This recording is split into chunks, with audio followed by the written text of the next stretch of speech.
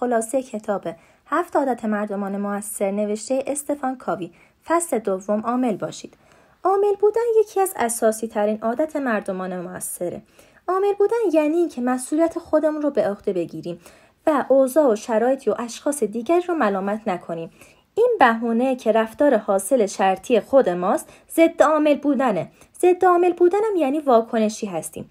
وقتی میگیم که مردمان مؤثر عامل بودن یعنی رفتارشون حاصل تصمیم و انتخاب آگاهانه خودشون بوده و مبتنی بر ارزش‌ها بوده، نه ثمره اوضاع و شرایط اونا که واکنشی مبتنی بر احساسه. نخستین عادت توجه به حق انتخاب. مهمترین ایده پنهان پشت این عادت اینه که در یک شرایط مناسب چه اونو خوشایند فرض کنیم و چه ناخوشایند و طرد شده در نظر بگیریم. ما اجازه انتخاب داریم که چطور با موضوع برخورد کنیم و به اون بپردازیم. اگه به واژه مسئولیت توجه کنیم میبینیم که responsibility یعنی توانایی پاسخگویی. این مفهوم رو داره که توانایی این رو داریم که پاسخ یا واکنش خودمون رو انتخاب کنیم. مردم مؤثر عاملن یعنی مسئولن، در نتیجه رفتارشون حاصل تصمیم و انتخاب آگاهانه خودشونه و مبتنی بر ارزش هاست، نه شرایط اونا. مثلا یه مثال بیارم، اگه یک کسی توی اتوبان یا بزرگراه یهو بپیچه جلوی شما، بعضی اوقات آدم عصبانی میشه. بعضی آدم ها هستن که این واکنش رو یه جور دیگه انجام میدن. مثلا سعی میکنن که به خودشون مسلط باشن و عکس‌العمل دیگه ای نشون بدن که این عکس‌العمل دقیقاً برخلاف عادت یا احساس طبیعیه. با این رویکرد میتونن نسبت به هر چیز منفی محرک مثبت نشون بدن و زندگیشون شادتر و پرثمرتر باشه. صرف کردن انرژی برای عصبانیت اگر توان غلبه بر شرایط و نفوذ بر جایگاه غالب را نداشته باشه، حرکتی پیچ و بیهوده است. حلقه های نگرانی و حلقه های نفوذ یکی از تصویرهای مفیده. در درون حلقه نفوذ چیزهایی هست که توانایی تغییر اونا رو داریم. در حلقه نگرانی چیزهایی هست که باید نگرانشون باشیم اما قدرت نفوذ و غلبه بر اونا رو نداریم. مثلا راننده که وقتی میپیچه ما نمیتونیم جلوی اون رو بگیریم و عامل باشیم.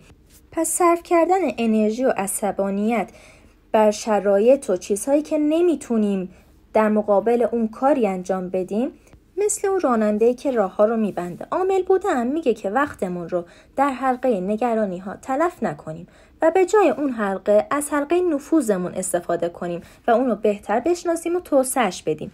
برای اینکه این عادت رو بیشتر بهتون توضیح بدم، این مثال رو براتون میارم. فرض کنین که قراره با اعضای خانواده‌تون به پیکنیک برید و همه مقدمات رو تهیه کردید و میدونید که میخواید کجا برید. اما یه دفعه هوا طوفانی میشه و همه برنامه هاتون به هم میخوره. افراد عامل همواره هوای درون خودشون رو حمل میکنن و هوای درون خودشون رو به هر جا که برن همراه خودشون میبرن. یعنی به شیوه بی سرشار از خلاقیت پیکنیک خودشون رو در مکان دیگه‌ای برگزار میکنن و میکوشن از همان وضعیت بهترین ثمره رو به وجود بیارن. اما ضد عامل بودن واکنشی بودنه. واکنش این افراد دقیقاً برعکس افراد قبلیه. یعنی میگن که خب اون همه تلاش و برنامه‌ریزی و زحماتمون به باد رفت. طبیعتاً این روحیه هم بر خودشون و هم همه اعضای خانواده تاثیر منفی میذاره. واکنشی‌ها همیشه میخوان که از زیر مسئولیت شونه خالی کنن. این افراد همیشه احساس قربانی بودن و عدم تسلط بر مواضع رو دارن.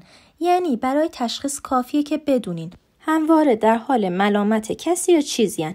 حتی شاید ستاره ها رو هم به ملامت بگیرن. مثلا بگن که خب ماه تولد من فلانه، طالبینی من اومده که این ماه نباید تصمیم های حیاتی بگیرم و در نتیجه ماه آینده صبر میکنم تا بیاد بتونم درست قضاوت کنم.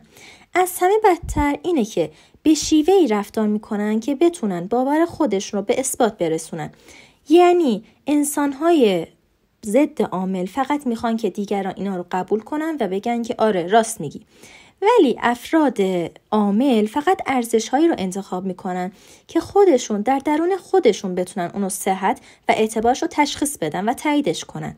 یکی از این بهترین راه‌ها برای تشخیص میزان عامل بودن خودمون اینه که ببینیم وقت و انرژی خودمون رو صرف چه چیزایی میکنیم. مثلا همه ما نگرانی هایی داریم درباره سلامت، مشکلات شغلی، فرزندان، وام ها، فروش، جنگ، انرژی هسته‌ای و هزار تا مسئله دیگه. میتونیم حلقه نگرانی خودمون رو از حلقه چیزهایی که درباره آنها نگرانی به خصوصی نداریم جدا کنیم. وقتی که به حلقه نگرانی خودمون نگاه میکنیم، میبینیم که چه چیزهایی بیرون از اختیار ما قرار دارن و کدام موردها میتونیم کاری انجام بدیم. امور دسته اخیر رو در حلقه کوچکتر که حلقه نفوذ قرار میدیم. با توجه به اینکه وقت و انرژی خودمون رو بیشتر صرف کدوم امور میکنیم، میتونیم تشخیص بدیم که ما به چه میزان عامل هستیم. انرژی مثبت حلقه نفوذ رو وسیع‌تر میکنه و افراد عامل همیشه تلاش‌های خود رو بر حلقه نفوذشون میذارن.